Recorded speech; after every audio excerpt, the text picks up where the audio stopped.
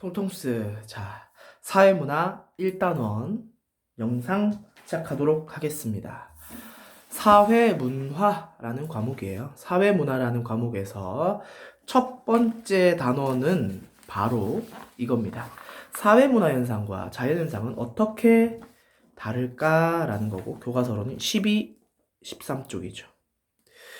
그러면 여기서 보다시피 사회문화 현상 그리고 자연현상은 서로 다르다는 거고, 그 두 가지를 비교해서 알아보는 것이 이 단원에선 핵심이구나 라는 거를 눈치 빠른 친구들은 캐치할 수 있죠. 그죠? 그러면 여기서 사회문화 현상과 자연현상에 대해서 하나씩 알아보도록 합시다. 자, 학습지 먼저 보도록 할게요. 사회문화 현상의 의미, 잘 보일까 모르겠네. 교과서랑 같이 이렇게 펴놨습니다. 사회문화 현상은 의미, 사회 내에서 사람의 의지와 행동에 따라 나타나는 현상을 사회문화 현상이라고 합니다. 사회라는 게 개인이 모여서 만들어진 집단이잖아요. 그 안은 사람들이 사는 공간이고, 사람들은 어떤 행동을 할 거예요. 어떤 행동을 할 때 대부분의 행동은 다 그 사람의 의지가 담겨져 있죠. 예를 들어서 어떤 것들이 있을까요? 사회문화 현상의 예시. 쉽게 생각해서 지금 여러분들이 동영상을 지금 보고 있는 이 현상도 사회문화 현상입니다. 왜냐? 동영상을 보겠다는 여러분들의 의지가 담겨 있으니까. 이 동영상을 찍고 있는 저의 이 동영상 찍는 과정도 사회문화 현상이죠. 또는 여러분들이 학교에 가서 공부하는 것도 사회문화 현상이죠. 또는 학교를 가는 과정도 사회문화 현상. 심심해서 놀러 나가는 것도 사회문화 현상. 추워서 옷을 입는 것도 사회문화 현상. 그렇죠? 사람의 의지가 담겨져 있는 현상은 모두 사회문화 현상이다 라고 얘기할 수 있습니다. 그에 반해 자연현상은 인간의 행동과 의지와는 상관없이 자연적으로 발생하는 현상을 자연현상이라고 합니다. 인간의 의지가 없는, 예를 들어서 자연적으로 발생하는 기후나 날씨가 아주 대표적이죠.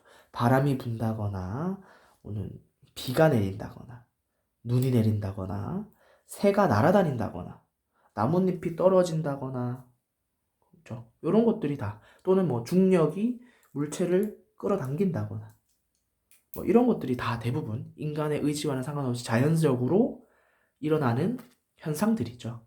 그래서 자연현상이라고 부릅니다. 예시만 보면 너무 간단하죠. 그죠? 그러면 이것들을 한번 더 알아봅시다. 사회문화 현상과 그럼 자연현상을 구체적으로 구분하는 기준은 뭐야? 결국엔 인간의 의지가 그 현상에 들어갔느냐 안 들어갔느냐, 개입 여부, 인간의 의지가 개입되었는지의 여부를 판단해서 자연현상이다, 아니다 이건 사회문화 현상이다 라고 구분할 수 있는 거죠. 자, 그러면 사회문화 현상과 자연현상의 관계. 그럼 자연현상과 사회문화 현상은 따로 구분되어 있으니까 독립적인 관계인가? 별개로 존재하는 것이 아니라 서로 밀접한 관계라는 거예요. 예를 들어서 자연현상으로 인해서 사회문화 현상이 일어날 수 있고요. 사회문화 현상으로 인해서 자연현상이 일어날 수도 있고, 영향을 주고받는다는 겁니다. 날씨가 추운 거는 무슨 현상이에요? 자연현상이죠. 날씨가 추우니까 사람이 옷을 두껍게 입는 거. 옷을 두껍게 입는 건 무슨 현상이에요? 사회문화 현상이지. 춥지 않기 위해서 옷을 두껍게 입는 거잖아요. 인간의 의지가 들어갔잖아. 그죠? 그러면 자연현상으로 인해서 사회문화 현상이 영향을 받은 거죠. 반대로 인간이 쓰레기를 버리는 것, 또는 자동차를 많이 타고 다니는 것, 이런 건 뭐예요? 사회문화 현상이죠. 인간의 의지가 남겨져 있으니까. 근데 쓰레기와 이런 자동차 매연으로 인해서 환경이 오염되고, 또는 지구 온난화로 인해서 기상이변 또는 자연재해가 발생할 경우, 이건 무슨 현상이에요? 자연현상이죠. 사회문화 현상으로 인해서 자연현상에 영향을 줄 수도 있다라는, 서로 밀접한 관계라는 걸 알아두시면 좋습니다. 그 다음에 합니다. 이런 아이고, 좀 가려야겠네. 헷갈리니까. 사회 문화 현상의 특징을 하나씩 좀 봅시다. 첫 번째, 잘 보이나? 모르겠네. 사회 문화 현상을 하나씩 알아봅시다. 특징. 가치 함축성을 가진다라는 표현을 해요. 가치 함축되어 있다는 거는 담겨져 있다는 거죠. 인간의 의도와 가치가 내포되어 있음.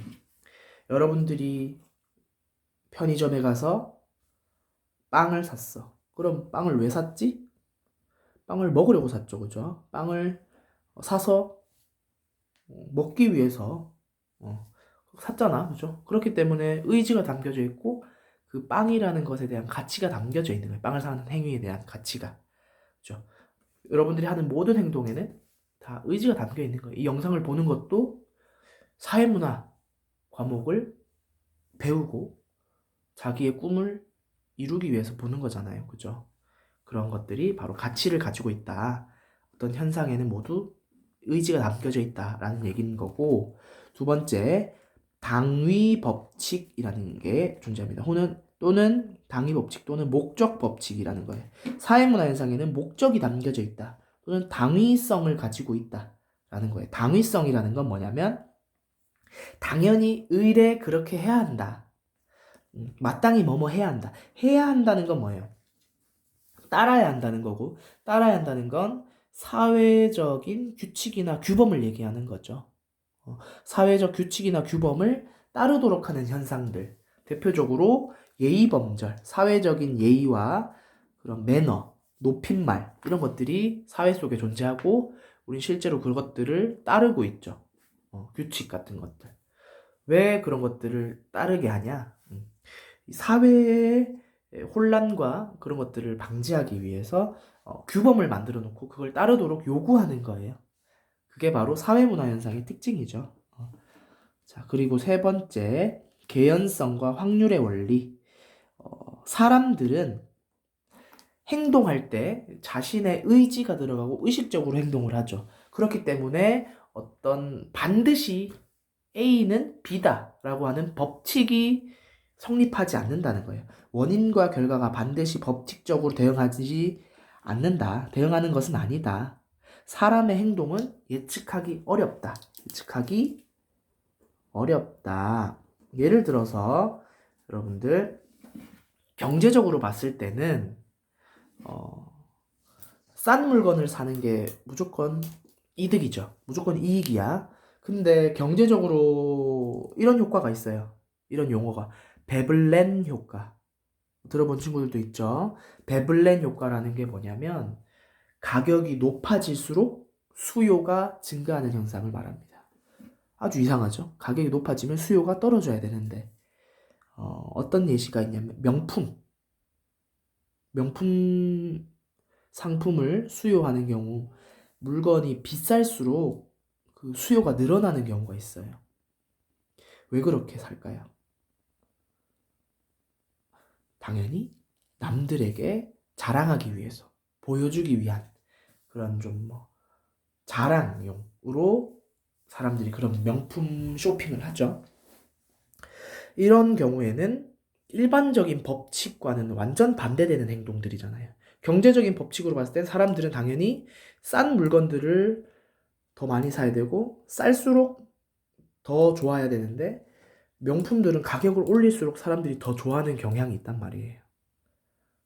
이런 것들은 바로 사람들이 워낙 행동을 할 때 변화무쌍하게 또 다양한 요인들을 생각하고 행동하기 때문에 반드시 법칙적인 행동을 하지 않는다. 사회문화 현상은 사람이 일으키는 현상이기 때문에 사람은 예측하기 어려운 존재이기 때문에 그래서 법칙적으로 대응하지 않고 어떤 연관성을 가질 뿐이다. 예를 들어서 여러분들도 공부와 성적을 예로 들어 봅시다. 공부하는 시간이 길면 성적이 반드시 높아지나요? 여러분들 경험이 있잖아. 그건 아니죠. 그러니까 어느 정도는 맞는 말인데 반드시 그렇다라고 얘기하기는 어렵죠. 공부 시간이 늘어나면 100% 시험에만 나오는 그 개념을 공부하진 않잖아. 조금 집중력이 흐트러질 때도 있고, 때로는 시험이나 뭐 그런 거에 잘 나오지 않는, 중요하지 않은 개념을 학습하고 있을 수도 있고, 그러다 보면 공부의 양과는 성적이 꼭 일치하지 않을 수 있다는 거죠. 이게 뭐야? 필연적이지 않다는 거야. 개연성과 상관관계를 가지고 있긴 하지만, 개연적, 상관관계, 상관성을 가지고 개연적이죠. 공부와 공부의 시간과 성적은 어느 정도의 관계를 가지긴 하지만 무조건 들어맞는다는 건 아니죠. 원인과 결과의 관계는 아니라는 거야. 그래서 인과관계는 아니고 상관관계, 그리고 개연성을 가진다라고 표현합니다. 사회문화현상의 특징이에요. 다음, 보편성과 특수성. 보편성은 보편적으로 일어난다는 거고요. 특수성은 특수하게 일어난다는 거야. 시대와 사회를 초월한 성질이 보편성이고, 시대와 사회별로 다른 성질이 특수성이겠죠. 사회문화 현상 중에 예를 들어서 결혼을 봅시다. 결혼을 한다는 건 동서고금을 막론하고 대부분 사회에서 존재해온 제도이고 형태예요. 결혼을 한다는 건 어떤 그 만남을 통해서 가족을 이뤄가는 그런 형태죠.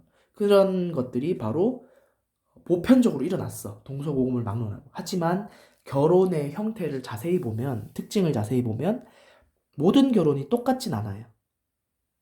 우리나라의 결혼 형태가 다르고요. 또 서양의 또는 다른 나라의 결혼 형태는 다르죠. 또 우리나라도 과거에 조선시대, 고려시대 또는 그 전 시대의 결혼 형태와 지금의 결혼 형태가 다르죠. 시대와 사회별로